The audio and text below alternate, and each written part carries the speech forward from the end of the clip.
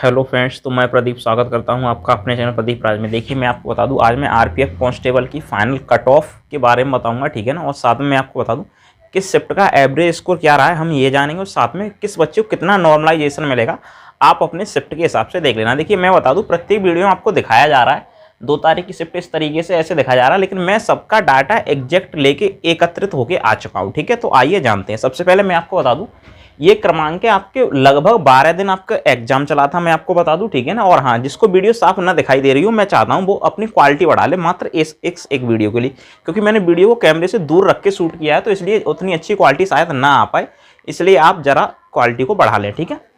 देखिए, मैं एक बार में सारी चीजें आपको बता दूं। जैसे ये एग्जाम डेट है, 2 है, 3 है, 4, 5, 6, 7 तारीख, ठीक है ना।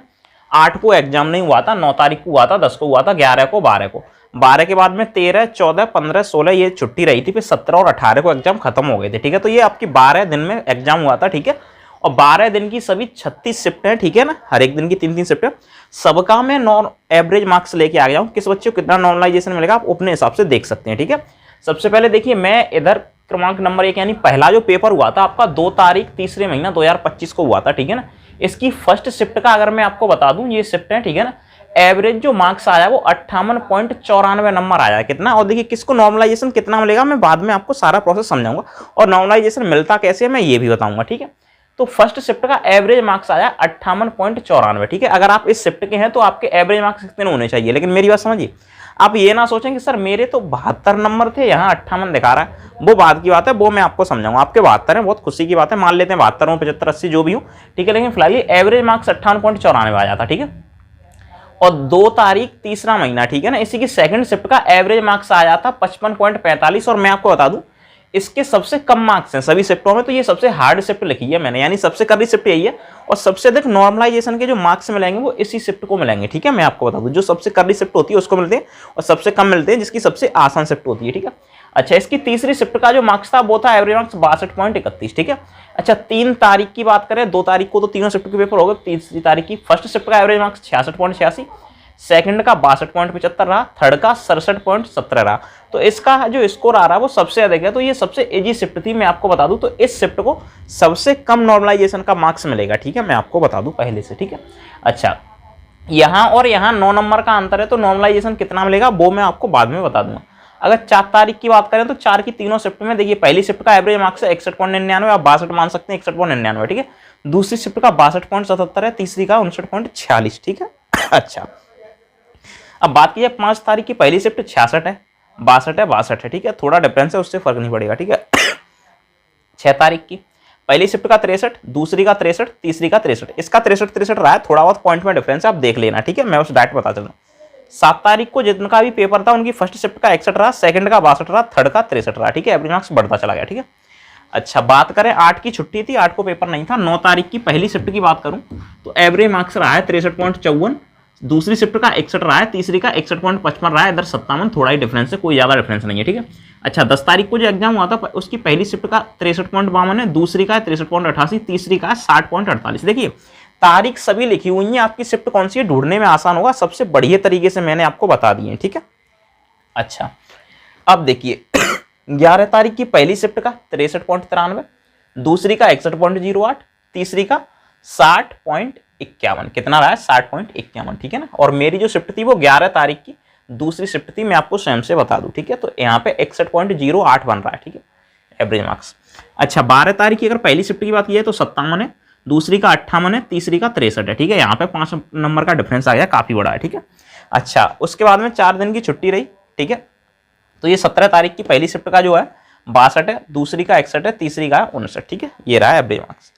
अच्छा, 18 तारीख जो कि अंतिम दिन था पेपर का, उसकी पहली शिफ्ट का मार्क्स था 59, दूसरी का था 62, तीसरी का एवरेज मार्क्स था 60, ठीक है ना।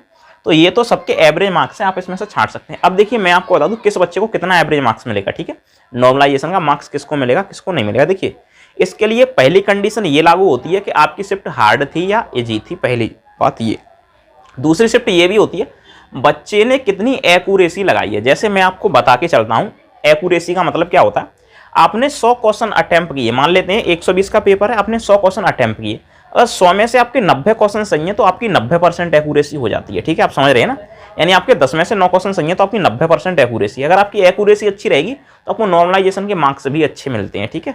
इसीलिए कहते हैं कि अगर जो क्वेश्चन नहीं बन रहा उस पर टिक ना लगाएं, ठीक है। लेकिन कुछ बच्चे फिर भी लगाए तो उनको नॉर्मलाइजेशन का मार्क्स कम मिलता है। अब देखिए मेरी बात समझिए, नॉर्मलाइजेशन में बता दूँ आपको किस शिफ्ट में कितना मिलेगा। देखिए सबसे जो हार्ड शिफ्ट है उसके नंबर बन रहे हैं 67। कितने नंबर है यहाँ पे मैं लिख के समझाता हूँ आपको, 67 नंबर है। सबसे हार्ड शिफ्ट के हैं 67, सॉरी सबसे इजी शिफ्ट के 67 हैं, सबसे हार्ड शिफ्ट के हैं 55। कितने? 55, ठीक है 55 है। और इधर कितने हैं? ये 67 है। तो डिफरेंस देखिए इनका 12 नंबर का डिफरेंस है। कितने का? 12 का। तो देखिए सरकार क्या चाहती है, सरकार हर शिफ्ट के नंबर को बराबर करती है। मेरी बात समझिएगा, हर शिफ्ट का नंबर सरकार बराबर करेगी। बराबर करेगी तो मेरी बात समझिए, इस 55 वाली शिफ्ट को इस 67 के बराबर करने के लिए कितने नंबर दिए जाएंगे? तो आप कहेंगे सर 12 नंबर दिए जाएंगे। कितने? 12, तभी तो ये बराबर होगा। मेरी बात समझिए, तो सरकार सबको 12-12 नंबर का नॉर्मलाइजेशन देगी। अब बच्चे कहेंगे भाई सबको 12 का मिलेगा। नहीं भाई, ऐसा नहीं होता। जिनके 55 मार्क्स होंगे उनको 12 का नॉर्मलाइजेशन मिलेगा। जैसे मेरी बात समझिए, फिर भी एक्यूरेसी भी इसमें काम करेगी। अब मैं आपको बता दूं किस शिफ्ट को कितना मिलेगा। मान लेते हैं सरकार सबका 67 नंबर ना करके 70 नंबर करना चाहती है। कितना? 70। सबका जो एवरेज मार्क्स है सरकार 70 नंबर करना चाहती है। सरकार क्या मतलब? बोर्ड, ठीक है ना, 70 नंबर। तो देखिए इस शिफ्ट में 58 नंबर बनते हैं बच्चे। कितने? 58। और सरकार को इसके 70 नंबर करने हैं। कितने नंबर करने हैं? 70। तो कितने नंबर का नॉर्मलाइजेशन मिलेगा? तो इस शिफ्ट को मिलेगा लगभग 12 नंबर का। मेरी बात समझिएगा यहाँ से। और इसके 55 है, इसके 70 करेगी तो सरकार इसको कितने का देगी? 15 नंबर का, ठीक है। तो ये तो 55 होंगे। इसके 62 है तो इसको कितने नंबर का देगी? सरकार 8 नंबर का नॉर्मलाइजेशन देगी, ठीक है। तो मेरी बात समझिए, इसको 12 का मिलेगा नॉर्मलाइजेशन, इसको 15 का, इसको मिलेगा 8 का, ठीक है। समझ पा रहे हैं मेरी बात को? ठीक है।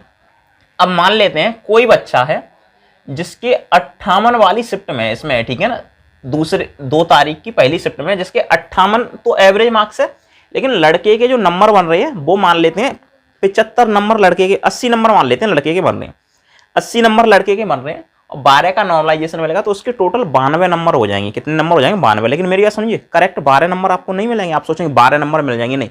सरकार ये भी तो देखिए, यहाँ पे सबके 70 नंबर करेगी या फिर सबके 55 करेगी या 68 करेगी, ठीक है। अगर मान लेते हैं 65 करना चाहती है सरकार तो इसको 10 बढ़ाएगी तो इसके 2 कम करेगी, ठीक है। तो फिर 10 बढ़ाएगी तो यहाँ पे अगर फिर भाई यहाँ पे कितना नंबर बढ़ेगा? 58 का 65 करेगी तो 7 नंबर बढ़ेगा। कितना? 7 नंबर। तो फिर उसको 7 का नॉर्मलाइजेशन मिला। लेकिन उसकी एक्यूरेसी भी तो देखी जाएगी। बच्चे को इसमें 12 नंबर का कब मिलेगा मैं आपको बता दूं, जब उसके 80 क्वेश्चन अटेम्प्ट किए हो, 80 ही सही हो तो उसको 12 का मिलेगा। उसकी एक्यूरेसी अगर थोड़ी खराब है, ठीक है ना, जिसकी 100% एक्यूरेसी उसको फुल नॉर्मलाइजेशन मिलता है, जिसकी एक्यूरेसी में थोड़ा भी कम है तो उसको थोड़ा कम मिलेगा नॉर्मलाइजेशन का मार्क्स। अब मेरी बात समझिए, ठीक है, उसी हिसाब से आप समझिए, ठीक है। तो इसको 12 का मिल जाएगा। मैं सबको 70 लेके चल रहा हूँ। इसका 66 का है तो इसको +4 का मिलेगा। इस शिफ्ट में जितने बच्चे हैं सबके 4-4 नंबर बढ़ाएंगे। इसमें जितने भी 70 करने के लिए 8-8 बढ़ाएंगे और इसमें सबके 3-3 नंबर बढ़ाएंगे। सबसे कम नॉर्मलाइजेशन इसको मिलेगा, ठीक है। इसके 66 हैं तो इसके लगभग 8 नंबर बढ़ाएंगे, क्योंकि 61 है, ठीक है। तो इससे 62 मान लेते हैं, ठीक है। प्लस इसके 62 है तो इसके 7 नंबर के लगभग बढ़ जाएंगे और इसके वही कितने 11 नंबर के लगभग बढ़ेंगे, ठीक है। इसके +4 के लगभग बढ़ेंगे, इसके +8 के लगभग बढ़ेंगे और इसके +8 के लगभग बढ़ेंगे, ठीक है ना। मैं आपको इसके 7 के लगभग बढ़ेंगे और इसके कितने हैं 7 के लगभग बढ़ेंगे और इसके भी 7 के लगभग नंबर बढ़ जाएंगे, ठीक है। इस शिफ्ट में जितने बच्चे होंगे सबके 9, इसके 8 और इसके कितने 7 या 6 के लगभग नंबर बढ़ेंगे, ठीक है ना। इधर बात की जाए, इधर 63 है, ठीक है। तो 70 करने के लिए 7 बढ़ेगा, इधर 61 है तो 9 बढ़ेगा, इधर 61 है तो 9 ही बढ़ जाएगा, ठीक है। 63 है तो 7 बढ़ेगा, 63 है तो यहाँ पे 6 के लगभग बढ़ेगा क्योंकि 88 है और ये 48 है तो प्लस कितना 10 के लगभग बढ़ जाएगा, ठीक है। यहाँ पे 63 है तो लगभग 7 बढ़ेगा, 6 ही मान लेते हैं, ठीक है। यहाँ पे 61 है तो लगभग 9 बढ़ जाएगा और यहाँ पे कितना है 60 है तो यहाँ पे कितना 10 बढ़ेगा, ठीक है। यहाँ पे नॉर्मलाइजेशन 57 है तो 13 बढ़ेगा, यहाँ पे 58 है तो 12 बढ़ेगा, यहाँ पे 63 है तो 7 बढ़ेगा, ठीक है। यहाँ पे 62 है तो 8 बढ़ेगा, यहाँ पे 61 है तो 9 बढ़ेगा, यहाँ पे 59 है तो 11 बढ़ जाएगा, ठीक है। यहाँ पे 59 है तो 11 बढ़ेगा, यहाँ पे 62 है तो 8 बढ़ेगा, यहाँ पे 60 है तो +10। तो ये सभी बच्चों का नॉर्मलाइजेशन स्कोर है, मैंने आपको बता दिया, ठीक है ना। किस शिफ्ट में बच्चा है तो उसके किस हिसाब से नॉर्मलाइजेशन बढ़ेंगे। लेकिन मेरी बात समझिए, अब मैं आपको बता दूँ, मैं खुद को बेस लेके चल रहा हूँ। 11 तारीख की सेकंड शिफ्ट थी तो 61.08 इसका एवरेज मार्क्स है, ठीक है ना। एवरेज कितना 61.08, ठीक है। लेकिन नॉर्मलाइजेशन के 9 नंबर मिलेंगे। मैं आपको बता दूं मेरे खुद के नंबर लगभग, ठीक है ना, खुद को नहीं लेके चल रहा हूँ, मान लेता हूँ एक लड़का है, ठीक है ना, कोई भी लड़का सही, मान लेते हैं अजय नाम है लड़के का, अजय, ठीक है। उसके मार्क्स बनते हैं 80, ठीक है। और 11 की सेकंड शिफ्ट ही मान लीजिए आप, ये वाली शिफ्ट है, और उसकी एक्यूरेसी मान लेते हैं हमारी 100% है, यानी कि उसने 80 पे ही टिक किया और 80 उसके सही है, ठीक है। तो 80 में से 80 मार्क्स हैं उसके, ठीक है ना। बस तो उसको फिक्स 9 नंबर का नॉर्मलाइजेशन मिल जाएगा, तो इसके 89 मार्क्स हो जाएंगे, ठीक है। 89 और कट ऑफ जो भी जाएगा, ठीक है, उस हिसाब से 89 मार्क्स हो जाएंगे, ठीक है। एक ये बात रही, ठीक है। तो उसके 89 मार्क्स हो जाएंगे। अगर उसकी यहाँ पे एक्यूरेसी 10% कम होती, मेरी बात समझिए, 10% एक्यूरेसी कम होती तो 10% उसको इसका कम मिलता, तो 9 का 10% हो जाएगा 0.9, तो 0.9 नंबर कम मिलते, लगभग 8 नंबर मिलते, तो 88 नंबर हो जाते, ठीक है। तो एक्यूरेसी के हिसाब से भी ये सब कुछ प्रक्रिया चलती है, ठीक है। तो आई होप आप ये सब कुछ समझ गए होंगे। अपनी शिफ्ट ढूंढने में किसी को अब प्रॉब्लम नहीं होगी, ठीक है। मैंने आपको बता दिया, तो आप अपने हिसाब से देख सकते हैं, ठीक है। तो चलिए फिलहाल के लिए वीडियो को खत्म करते हैं और उम्मीद करते हैं आपको वीडियो से काफ़ी जानकारी मिली होगी और आप अपने मार्क्स को अब बेहतर तरीके से नॉर्मलाइज करने के बाद में जज कर पाएंगे आपका कितना मार्क्स आने वाला है, ठीक है। तो चलिए, धन्यवाद।